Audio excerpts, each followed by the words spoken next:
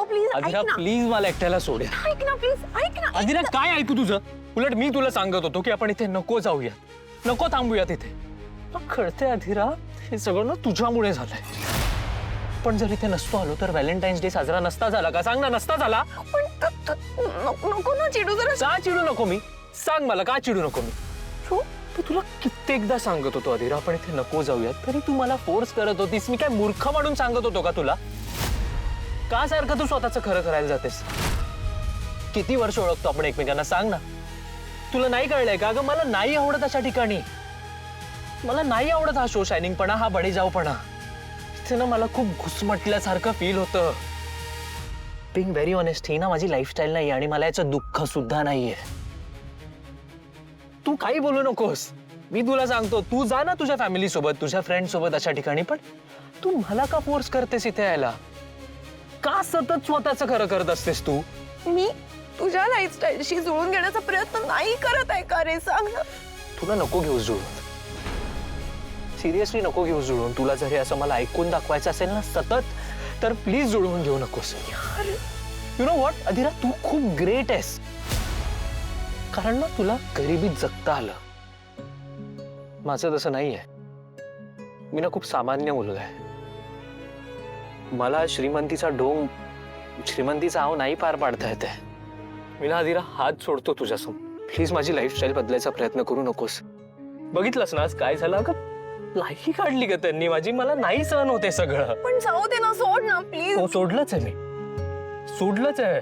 लाज सोडलीच आहे मी. तू बघितलं नाहीस का कशी लायकी काढली त्यांनी माझी? ऐक, ओके ओके शांत हो बरं. आई हे बघ, देश तसा वेश हे मला सुद्धा कळतं. पण हिला कळायला पाहिजे ना. हिला कित्येक वेळा सांगितलं तरी हिच्या डोक्यात प्रकाशच पडत नाही. रोहन असं नको बोलूस. का नको बोलू ताई? सांग ना, का नको बोलू? अगं कंटाळा आलाय मला. आणि मी काय इन्सल्ट सहन करून घ्यायचा सांग ना? दरवेळी माझा इन्सल्ट होणार का? कशाला? अधिरा, जेव्हा आई तुझा इन्सल्ट करते तुला नाही सहन होत, नाही सहन होत ना. अगं मग माझा इन्सल्ट मी कसा सहन करायचा? रोहन ऐक ना, तू राजवाड्यांचं पण नको भांडूस. चला निघूया आपण. मी बिल घेऊन येतो. हा हा ऑलरेडी पेड. मी तुमच्या बरोबर येते पिंट्या दादा. अरे तुम्हाला व्हॅलेंटाईन डे साजरा करायचा ना, मग घरी जाऊन करा किंवा दुसरीकडे कुठेतरी जा. नाही, का? आता नाही होणार. का अधिरा? मूड गेला तुझा? तुझं म्हणणं हेच असेल ना की इतकं सगळं झाल्यानंतर सुद्धा मी एन्जॉय करायला पाहिजे? कारण जर मी चिडलो तर तुझा मूड खराब होणार. शांत राहून दाखव ना. मग दाखव ना, शांत राहू. त्यापेक्षा तू माझा ऐकत जा ना कधीतरी. पिंट्या दादा, माझी कार इथेच राहते. मी तुझ्या कारमध्ये जाऊन बसते. अधिरा, आई आता काय चुकलंय माझं सांग? मी हा सगळं इन्सल्ट सहन नाही केला, हे चुकलंय माझं? रोहन हे बघ, ही आत्ता वेळ जाऊ दे. तू काहीतरी बोललास ना तर गोष्टी अजून ताणल्या जातील. त्यापेक्षा शांत हो आणि तू आता नीट घरी जा. सर पण ह्यावेळी खरंच काही चुकलं नाहीये माझं. हो रोहन ऐक, तू असं मनाला नको लावून घेऊस राजा. आपण बोलू ना, शांतपणे बोलूया आपण. ओके?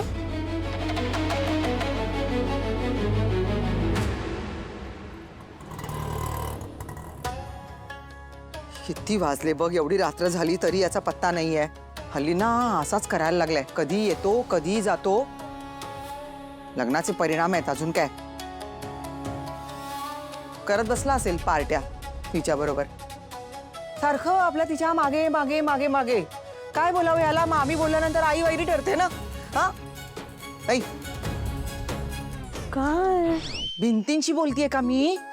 अरे मी खूप इम्पॉर्टंट ट्युटोरियल बघते. प्लीज यानंतर करते प्लीज. हे असं नागासारखं डोलत? मम्मा, आता मी कसं बसायचं, काय काय बघायचं ते पण सांगणार आहेस का मला? अगं रोहन आला नाही अजून घरी. फोन कर त्याला. मी फोन केला तर माझा फोन उचलेलाच, याची शाश्वती नाहीये. कर फोन. एवढा व्हिडिओ दे मग करते. हा अरे कसली पोरगी आहे देवा, हिला द्याव चांगली अक्कल. ही अशी तो असा आला रे. रोहन किती उशीर बाळा, काय चाललंय? कुठे आहे? येणार आहे का? कोण? तर दुसरं कोण? नाही अधिरा तिच्या घरी गेली आहे. हे बरं आहे. पार्ट्या करायला, तिच्या मागे मागे फिरायला, तिच्याबरोबर टाइमपास करायला फक्त तू हवा असतोस काय तिला? एरवी राहण्यासाठी अगदी चांगलं बुडाखाली गादी पाहिजे असते, नोकर चाकर पाहिजे असतात आणि मस्तपैकी बडेजाव करणारं श्रीमंत माहेर पाहिजे असते. सासर नको, सासरी काम करायला लागतं ना, म्हणून नेहमी सांगत असते मी. आई मी ना हात जोडतो तुझ्यासमोर, प्लीज माझा ना अंत बघू नकोस. अंत कसला? ऐक ना, ऑलरेडी ना खूप खूप डोकं फिरलंय माझं. Please leave me alone, just leave me alone. हे बरं आहे. 9 महिने पोटामध्ये मी ठेवलं तुला, लहानाचं मोठं मी वाढवलं तुला. आम्ही नाही कधी बोललो just leave me alone, leave me alone म्हणे. तुझं काय? सगळे सारखेच.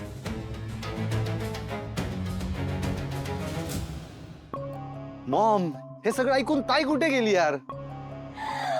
मम्मा मम्मा काय मज्जा आली, गंमत.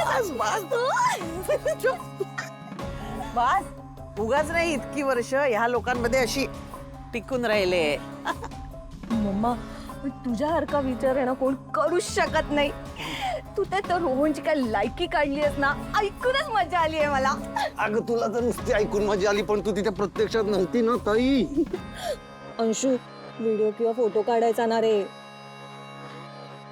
ताई, लाईव्ह परफॉर्मन्सची ना मजाच वेगळी असते. तुला सांगतो, काय मजा आली. आहा, काय मजा आली. आणि तेवढ्यात दादा आला तिथे.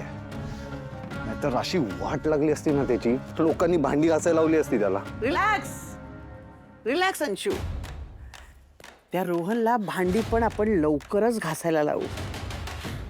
एकदा माझी डॉल त्याच्या तावडीतून सुटली ना आणि कायमची इथे आली ना की त्याला भांडी पण घासायला लावू. You just wait and watch.